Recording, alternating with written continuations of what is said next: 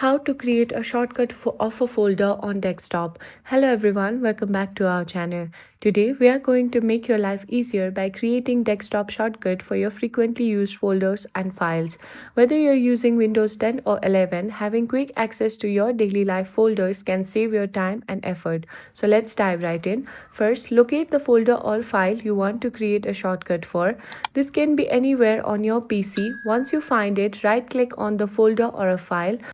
Now, from the menu that appears, simply select Send it to, and from the option select Desktop. And that's it. Once you move to your desktop, you can see that the shortcut of that file has been created and is in on your desktop. And there you have it. You now have a desktop shortcut for easy access to your folder or file.